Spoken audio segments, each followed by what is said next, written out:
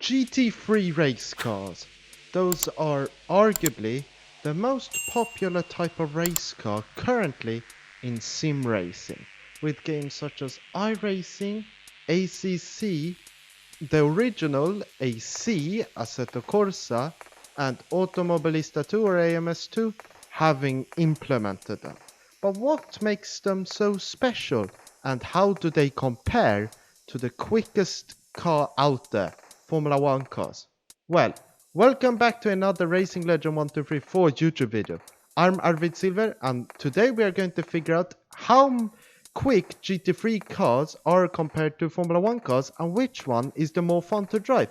So let's jump in. Okay, so now, as you can see, I'm sitting here in my Porsche 911 GT3R. I think the model number, generation is 991.2, but in the game it's just called 2. And if you don't notice, we are in Silverstone, and it's time to go out on, so my tires don't get, so cold. And what's special about GT3 cars is these are not designed for just professionals, but they're also designed for they are not just designed to have for professionals to be able to drive, but they're also designed for amateurs and gentleman drivers, so people with a ton of money, to be able to drive these cars.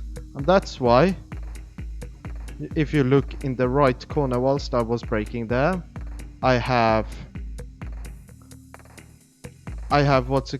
something called traction ABS, where the car, or program I should rather say, makes it so the tires don't lock even though I have maximum power.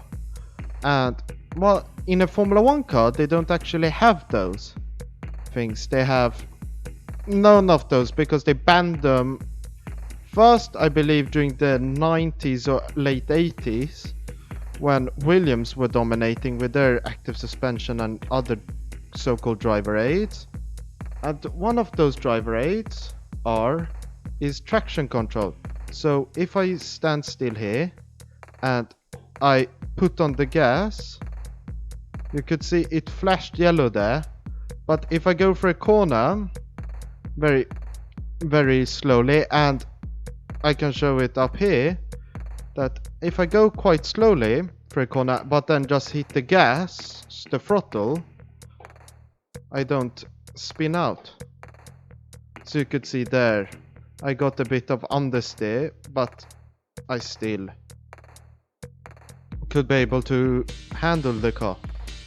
So these are, I believe, some of the main reasons why people in sim racing love these cars, but also due to something called BOP, or balance of performance as it is.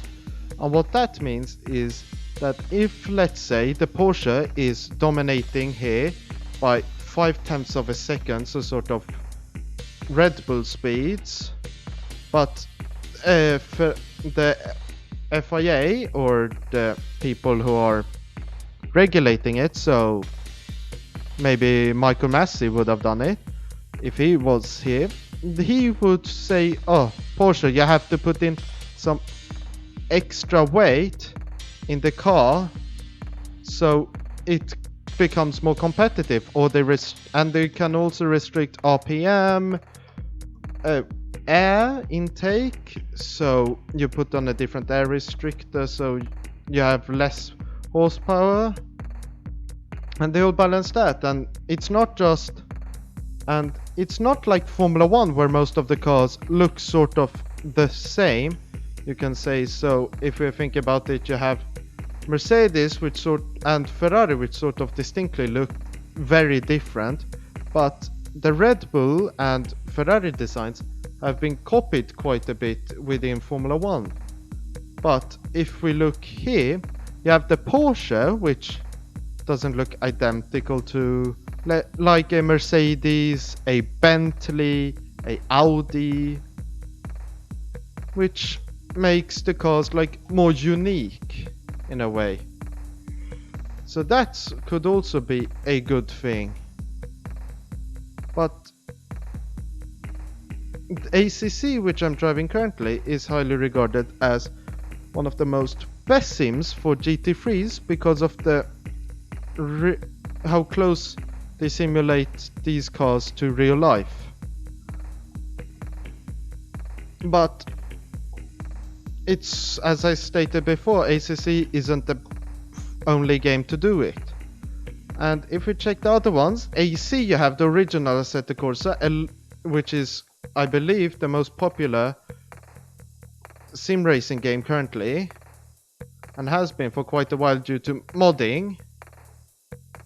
And not a lot of people drive it, and I don't fully drive it because of the graphics, which in my opinion is sort of not very important, but is needed. And then you have also Race Room, I remember, which I believe are Swedish, like me, and they also have bad graphics, but still they have quite a good online ranking system, which I think is a very good idea. They have ACC, as I said, which is sort of the best one, or highly regarded as the best one, and then you have iRacing, which maybe has the highest, best if you want to drive a ton of different ones, but they're also known to have issues in their simulation.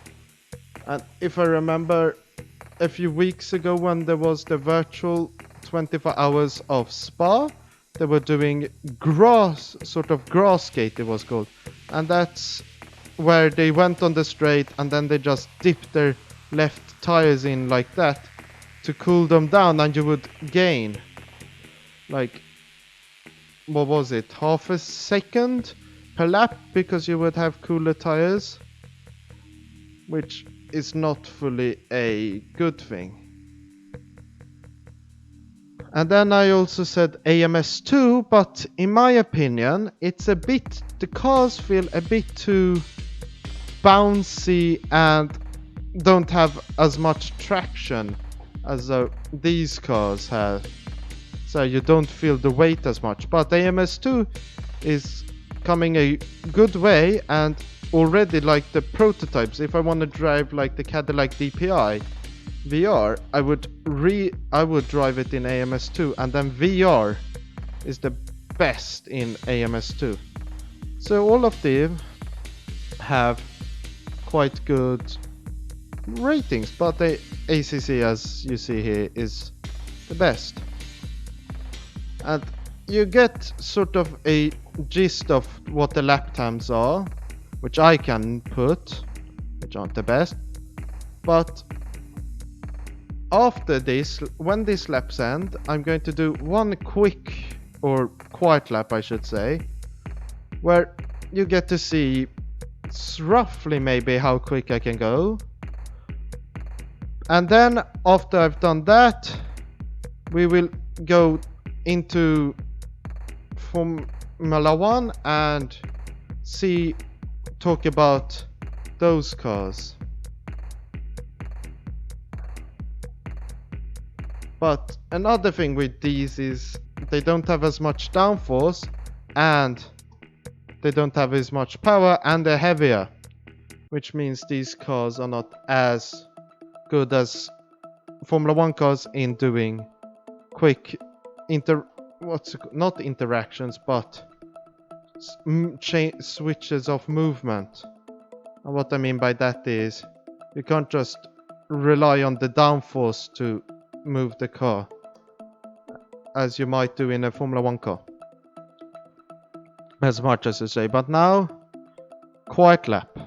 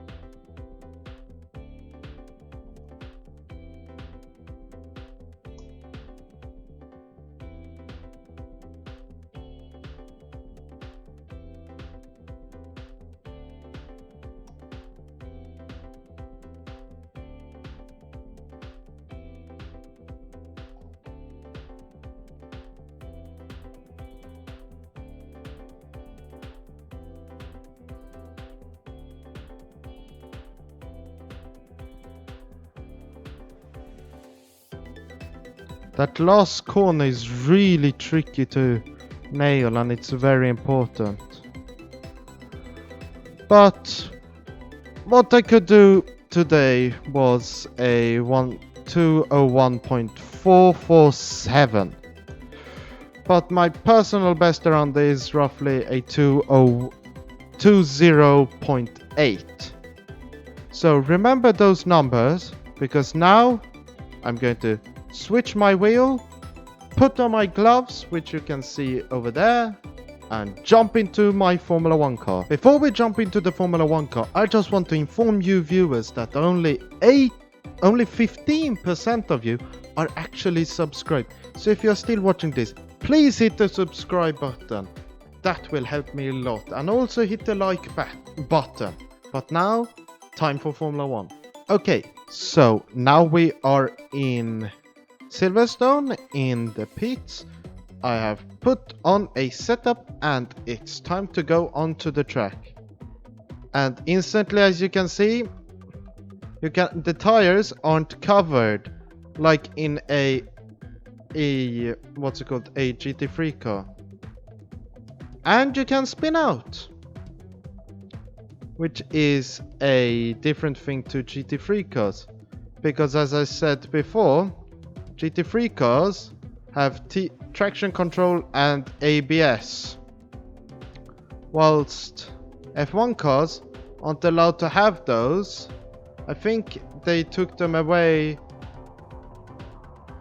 after maybe 2004. I believe that was the last time Formula 1 drivers could use them, after the Schumacher era. But otherwise, and ABS too, but otherwise, what else is different in these cars? Well, as stated before, the downforce levels are a big difference. Because if we say one big thing, which is, I've said before, which is different in these cars, is the downforce levels. And why is that, you might think? Well, it's not just because the what's it called, the Formula 1 cars are meant to be the best in the world, and the GT3s are sports cars. A bit of that, but also the SRO boss has said also that it's because if let's say you or a other random person who thinks they are very good want to drive one of these cars, because we are not the quickest drivers, we can't fully utilize the downforce. So that's why GT3 cars, which are more meant for gentleman drivers, don't have as much downforce. And also if you have, let's say, GT2s, which are sort of meant to be the quicker cars, sort of, they have more horsepower, but they don't have as much downforce, because it's much easier to have limit of power and just gas down the straight than actually utilizing that power down through corners, especially high-speed corners. And as you can see, I am used to GT3 driving, so I get on the power a bit early, but I have to just get used to that. But already, if you look at the lap times, my lap times are instantly quicker, because I believe top speed of a GT3 car is maybe roughly at around 250 to 300 kph, whilst if we say a Formula 1 cars, the highest speed ever, I believe was by Bottas, who did it in Monza, and he went like 370 kilometers per hour, which means also that these Formula 1 cars are a lot quicker, even though they have a ton of more downforce. But hopefully we can put in a good lap, which isn't the best, and I'm not trying to push fully because this is the first time me driving with the new handling model. So I don't fully know what to do. But one similarity, I would say, is, except you have certain manufacturers within Formula 1 and those, is that both cars, Formula 1 and GT3, have they can only have one gear ratio set per year. And what that means is that the different sizes of the gears, because you want smaller and smaller, the higher the gears, because of the difference in torque, if I remember correctly.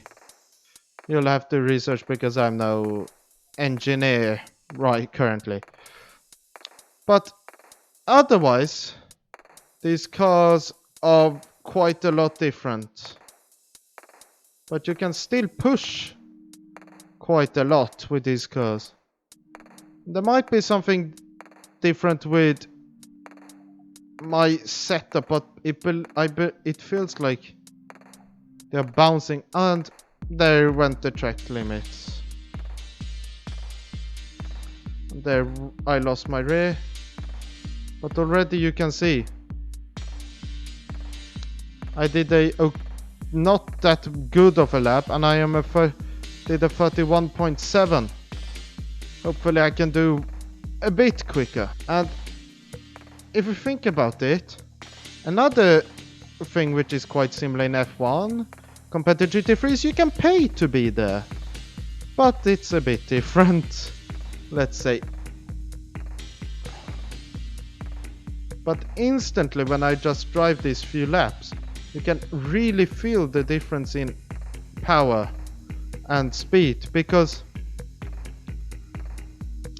I'm already, like, with badish laps, I'm half a second from them. But that means that because these cars are a lot quicker, you need a lot more precise action, and you need to be a lot quicker in your movements. So let's say if you're going 1 kilometer, if you're going like 150 compared to 300, which is an extreme case scenario, but in that difference, if you're trying to try like avoid something Swedish, an elk or a moose, the quicker you go, it's harder to react to those things. So in Formula 1, you really need a ton of muscle memory to be able to do these things very quickly. But in GT3s, you also need a ton of muscle memory, but what I'm saying is sort of reaction times, I should say. And the track limits are so, what's it called, strict. But yeah, these cars I really like to drive. But a lot of people don't like this game, and you might wonder why. Well, first of all, it's sort of because the market, because F1 is the biggest motorsport game, Codemasters want to make it as broad as possible, which means they want to make it accessible for let's say you and me, who have a steering wheel and try and push cars to the limit even though we can't, or these people with a controller who want to just play for fun and not push the cars to the limit, but want to believe that they are the next Lewis Hamilton or the next Max Verstappen. So a lot of sim racers don't play this game because of the physics, but the Codemasters are trying to make it as realistic as possible. But even the Formula 1 drivers have been complaining about it, because they're saying that these cars have too little grip in lower speed. So, like Lando Norris has said, that I believe if he plays the game, he will use medium traction control, because in his opinion, and he's also a Formula 1 driver, the cars don't feel that realistic with the current model. And that's a different whole kettle of fish in sim racing, with what's realistic and what's not, and a ton of people saying, oh, this is not realistic, when they actually haven't even driven F1 car, because I see that a lot in discussions where they say, oh, ACC is much more realistic than iRacing, and they haven't driven a GT3 car. But when you think about it, certain braking points are actually the same. But of course, obviously in F1 they have a very good brakes. And let's see if this can be my best lap, which is not invalid.